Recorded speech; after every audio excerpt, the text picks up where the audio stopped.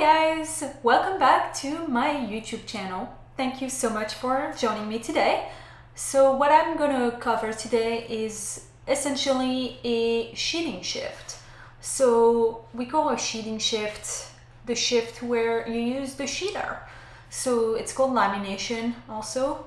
Basically we just layer dough, whether it's croissant dough, quiche dough, pie dough. It's just utilizing the sheeter.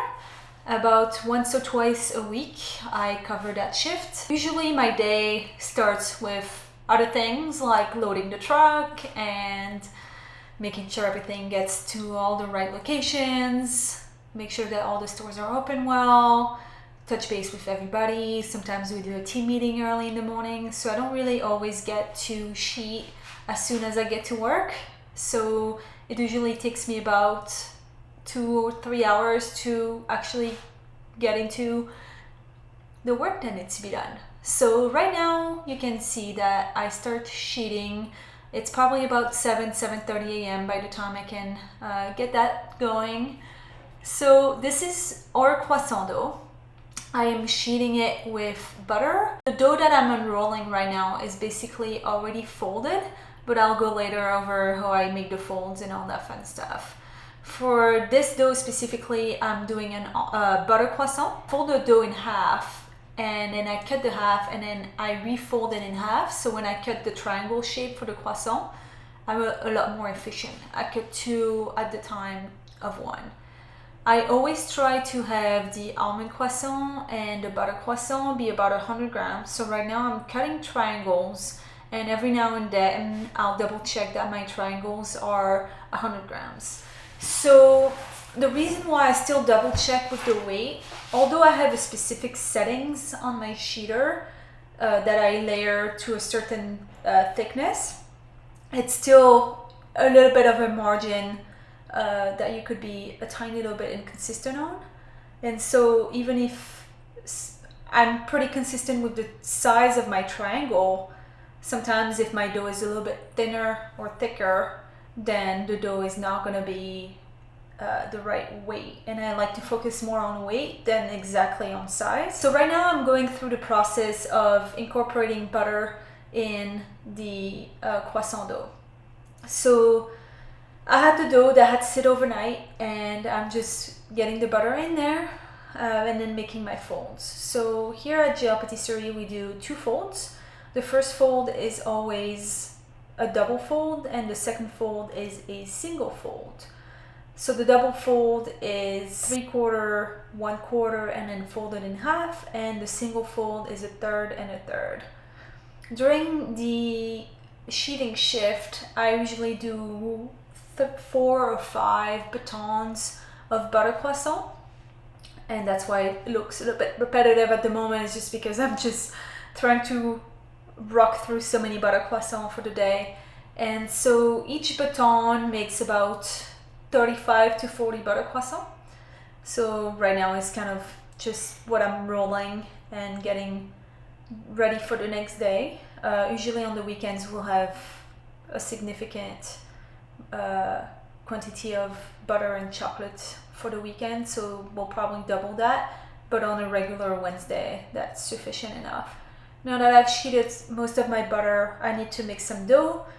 The dough, I need to mix it when my levain is ready. So unfortunately, I can't decide when it fits in my day. If the levain tells me when it's ready, and when it is, I must mix it and get it going. If I don't, then my sourdough starter is going to be pretty ripe, which is going to mean that the butter croissant might be a little bit sour. So I just scale all the ingredients.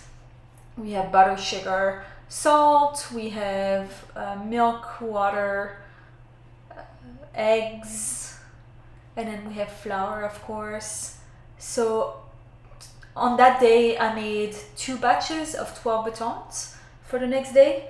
So what I like to do is, like, if I scale the milk, I'm going to scale the milk for both at the same time. So I don't have to scale milk, then eggs, then butter, then sugar, and then go back milk, eggs, butter, sugar. I like to do eggs for one, eggs for the second, milk for the first, milk for the second, etc., etc. So I optimize my time of scaling So right now you can see I'm pouring all of those liquids and those dries into the mixing bowl. I'm getting the flour. The flour I keep frozen here in Arizona only because the room temperature is so warm that if my flour isn't frozen, my dough is gonna come out really hot of that mixer, and I don't want that to happen. This is my levain ready to go, all bubbly and happy. So I like to get it going, and you can see all that nice fermentation in there. I'm just trying to make sure that I use a corner or a scraper and really get all of that in there. And then it's mixing. So we do 14 minutes first on speed 1 and then 6 minutes on speed 2. When I say speed 1, I only have 2 speeds in my mixer. So usually people at home that have like a home mixer, you can't really do speed 1 and speed 2. You have to split your mixer speeding amount into 3. And so speed 1 would be the first 1/3 of its power, speed 2 2/3, and then speed 3 max power. And so you can see right now, because I had scaled both my doughs at the same time, I can already get the next dough going and mixing for 20 minutes while I get my batons ready with that first dough. And getting it out of the mixer is sometimes a little bit hard because that's quite a big volume of dough that I'm pulling out. And then I scale them all 3860, so 3 kilo 860 gram is the weight that I do per baton. And what I'm shaping right now is what we call the baton. So I shape and then I get them in a plastic wrap, and I make sure that the dough is at proper temperature, which I try to have it be less than 28 degrees Celsius. And to make sure that I achieve that, that's why my flour is usually frozen, just so it's really, really cold. Then I shape them tight and I wrap them tight and I get them on a sheet pan, and then I move those to the refrigeration. The reason why I refrigerate it overnight is I just want to make sure that the gluten that we've been working for a while kind of relaxes. And then while the rest of the dough keep mixing, I try to move on to quiches just to get active. So this is our quiche dough. We pre-boil it and refrigerate overnight as well, but I like to work them out a little bit before I sheet them down, just because otherwise they crack and they crack open. So on the table you can see I've got all my shells and I'm sheeting my dough very thin, and I grab one shell at a time and I make my dough fit in the shell.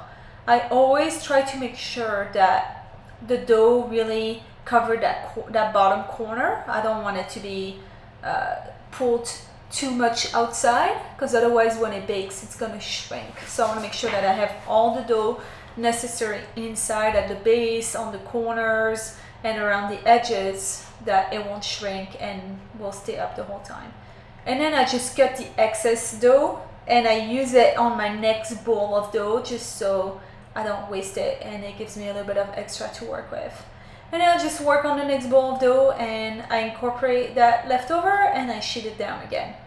I like to have each bowl pre-shaped and pre-weighted, so when I layer my quiche, I know exactly one bowl equals 1 quiche shells. It also helps with production, because sometimes we don't need quiche dough made every single day, so it'll be every other day.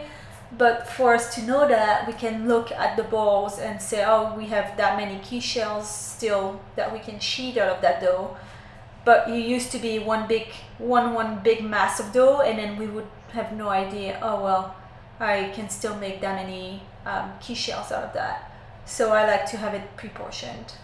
And then once I'm done sheeting all my quiche shells that I need for the day, I'm back onto croissant. So I started with my double fold. Now I'm doing my single fold, going 1/3 of the way, 1/3 of the way. Once it has been folded, I go in the freezer for about 20 to 30 minutes. Just let the dough relax, and then after that only we'll do the final shape. So here I trap the butter in the dough really tight, and I layer it down and get in the freezer and do it again and do it again and do it again. It's a pretty repetitive day, but I love it. It's probably, honestly, one of my favorite things to do. This dough right now that I'm making is our chocolate croissant. So I start by putting 1 baton of chocolate in each croissant dough, and each one gets 2. So I finish with the chocolate. I like to do one action once and then do it for everything instead of doing 1 baton, 1 fold, second baton, roll. I like to do baton, baton, baton, fold, fold, fold, fold, fold, etc. I find it so much more efficient, and so that's why I make the chocolate croissant. It's butter croissant.